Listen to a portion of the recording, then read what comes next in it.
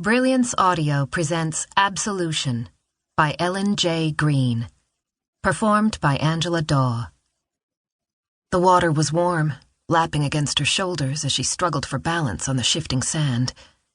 She scanned the shore, looking for signs of life. Nothing. She'd been careful before coming here, a deliberately chosen spot on a deserted beach.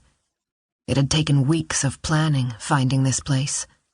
Quiet, empty, only the occasional fisherman popping up to cast a rod. She'd waited until the sun set, then moved steadily toward the water, wearing an abaya stolen from a woman at a nearby refugee camp. Made of black polyester, it was modest, cascading, forgiving.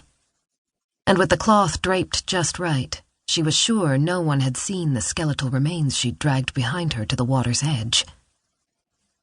Now she dipped beneath the waves, naked, waiting and watching. Leaving the scene was even more important, because she knew the skeleton would be found in the days to come, and an investigation would begin. She'd pulled the remains as far from the coast as she could manage, until her arms ached and water filled her nose and mouth. The bones, no skin, no hair, no nails, no teeth, seemed to glow in the moonlight. She treaded water, watching them float for a distance and then sink. Had she swum far enough for the remains to drift to Turkey? That was what she needed. An investigation of bones washing up on a Turkish shore would complicate things enough for her to get away. The girl, young woman really, had been sized up, stalked, watched for months before she'd been sacrificed. Her death had been quick. The throat slashed just deep enough so there was no struggle, but not so deep that it marred the bones beneath. Everything had to be right. And that took preparation and planning. It was difficult and painstaking to extract reliable DNA from bones, especially if some were missing. Thus, the soaking of the body, the removal of hair, skin, organs, even fingernails. Only a skeleton could remain. The dead girl had floated in the tub in a dank apartment for months, reeking and rotting until the flesh bloated and separated from the muscle beneath. Perfect for carving. The dead girl had been exactly 23, dark hair, fair skin, 5'5", thin.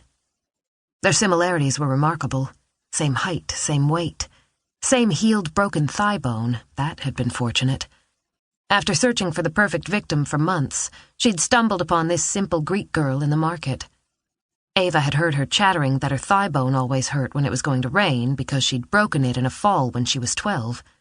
She was rubbing her left leg as she spoke. A perfect match to Ava's own broken bone from a fall off a swing set when she was a child. The only discernible difference between them was that the dead girl's eyes had been brown, but it didn't matter. No one would see them when she'd finished preparing the body. Now the worst of the deed was done. The last part was inconspicuously getting from the water back to the clothes she'd left near a rock on the shore. She dipped down in the water again, realizing her nakedness was a problem.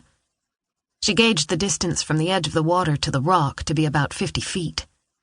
The blackness, the absolute lack of light, save from what shone down from the heavens, was a comfort. Afto! A young male voice came through the darkness. Greek. The best she could put together from the fragments was, "What is it?" Kapios ina e kieho, came the reply. Another male. She sank farther down into the water so that only her eyes were exposed. She saw the people's outlines in the distance, looking across the water. "Someone is out there," he'd replied. They had a dog. She knew this only because it began to whimper and bark. "Shit," she muttered, just above a whisper. "Go away, you're ruining everything." They were just boys, not more than 10.